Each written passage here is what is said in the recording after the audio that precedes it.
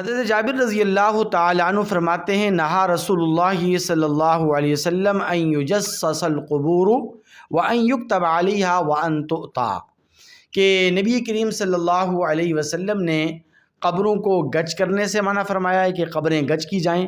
اور اس بات سے بھی نبی کریم صلی اللہ علیہ وسلم نے منع فرمایا ہے کہ قبروں کے اوپر کوئی چیز لکھی جائے اور یہ کہ وہ روندی جائیں۔ تو گویا کہ اس حدیث مبارکہ کے اندر تین قسم کی تعلیمات ارشاد فرمائی گئی ہیں۔ جو لوگ اپنے والدین یا اپنے عزیز و اقارب کی قبروں کے اوپر تختیاں لکھواتے ہیں، بڑے بڑے کتبے لکھواتے ہیں، تو ان کے لیے حدیث مبارکہ بڑی قابل غور ہے، اور وہ اس حدیث مبارکہ پر اگر غور و فکر کریں گے تو وہ اپنے فیصلوں پر ضرور نظر ثانی کریں گے۔ دیکھیے اس حدیث مبارکہ کے اندر تین چیزوں سے منع فرمایا گیا ہے۔ نمبر ایک یہ کہ قبروں کو گچ کرنے سے منع فرمایا گیا ہے۔ اب قبروں کو گچ کرنے کا کیا مطلب ہے کہ قبریں گچ کی جائیں؟ قبروں کو گچ کرنے کا مطلب یہ ہے کہ قبروں کو سیمنٹ وغیرہ سے، یعنی پکی اینٹوں سے اور سیمنٹ وغیرہ سے، ماربل وغیرہ سے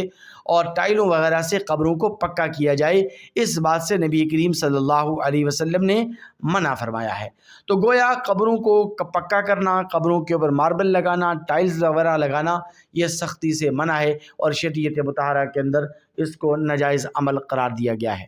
دوسری بات جس سے نبی کریم صلی اللہ علیہ وسلم نے منع فرمایا وہ قبروں کے اوپر لکھائی ہے۔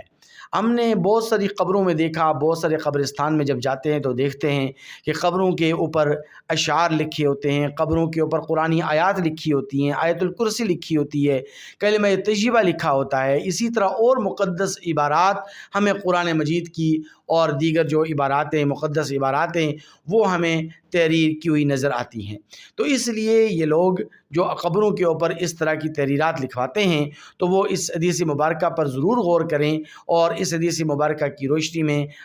اس عمل سے باز آئیں، اور قبروں کے اوپر لکھائی سے اور قبروں کے اوپر لکھنے سے حتی الامکان اجتناب کریں۔ البتہ علماء نے ایک گنجائش ضرور لکھی ہے قبروں کی پہچان کے لیے، کہ قبر کے قریب تھوڑے سے فاصلے کے اوپر اگر اس قبر والے کا نام تختی کے اوپر لکھ لیا جائے تو پھر اس کی گنجائش موجود ہے، لیکن یہ گنجائش کی حد تک ہے، جواز کی حد تک ہے۔ کیونکہ دیکھیے جب آپ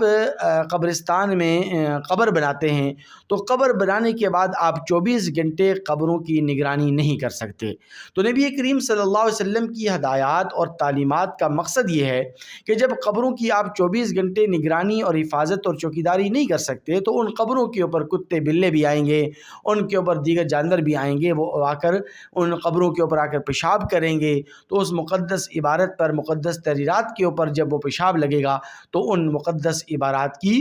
توہین ہوگی، بے ادبی ہوگی۔ تو اس لیے نبی کریم صلی اللہ علیہ وسلم نے قبروں کے اوپر لکھنے سے سختی کے ساتھ ممانعت ارشاد فرمائی ہے۔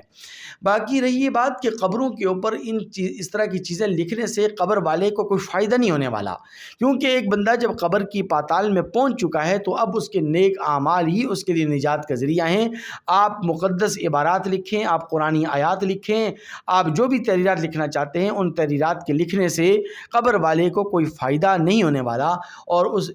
مقدس عبارات کی وجہ سے اس کے عذاب میں یا اس کی سزا میں کوئی تخفیف نہیں ہونے والی۔ شیخ سعدی رحمۃ اللہ علیہ نے اپنی کتاب کے اندر ایک عجیب و غریب واقعہ لکھا ہے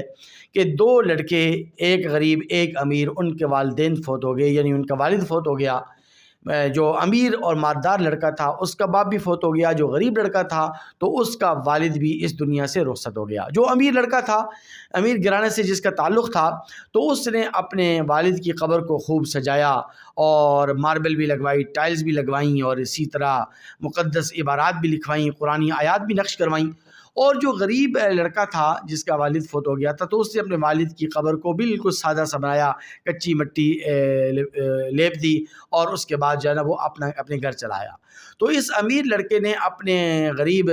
دوست سے کہا، اس غریب لڑکے سے کہا کہ دیکھو میرے والد کی قبر کتنی شان والی ہے، میرے والد کی قبر کتنی رونق والی ہے، اور میں نے اپنے والد کی قبر کے اوپر تختیاں لگوائیں، کتبے لگوائے، اور میں نے اپنی والد کی قبر کے اوپر بڑی بڑی مقدس عبارات کی تحریرات لکھوائی ہیں، لیکن تمہارے والد کی قبر جو ہے نا بالکل خالی ویران ہے اور اس کے اوپر کوئی ایسی رونق نظر نہیں آتی۔ تو اس غریب لڑکے نے بڑا زبردست جواب دیا۔ اس نے ایک جواب تو امیر لڑکے کو یہ دیا کہ دیکھو تم نے اپنے والد کی قبر کے اوپر جو مقدس عبارات اور تحریرات لکھوائی ہیں، تو یہاں پر کتے بھی آئیں گے، بلیاں بھی آئیں گی، جانور بھی آئیں گے، وہ آ کر یہاں پر پیشاب کریں گے، اور تو اس کے نتیجے میں ان مقدس عبارات کی توہین ہوگی، ان کی بے ادبی ہوگی۔ اور روز محشر، کل قیامت کے دن جب لوگ اپنی قبروں سے اٹھیں گے تو میرے والد کی قبر تو کچی ہے، سادی سی ہے، وہ جلدی سے اٹھ کر حساب و کتاب دے کر جنت میں پہنچ چکے ہوں گے، اور آپ کے والد گرامی ماربل تلے، ٹائلز تلے اور اسی طرح پکی قبر تلے دبے ہوئے ہوں گے، بڑی مشکل سے وہ نکلیں گے۔ تو اس لیے جب تک آپ کے والد قبر سے نکلتے ہیں تو میرے والد حساب و کتاب دے کر جنت میں پہنچ چکے ہوں گے۔ تو اس لیے نبی کریم صلی اللہ علیہ وسلم نے قبروں کے اوپر لکھنے سے اور قبروں کو پکا کرنے سے ممانعت ارشاد فرمائی ہے۔ اس کے اندر بڑی حکمتیں ہیں اور بڑی مصلحتیں ہیں، اس لیے حتی الامکان ان تمام چیزوں سے احتراز کیا جائے۔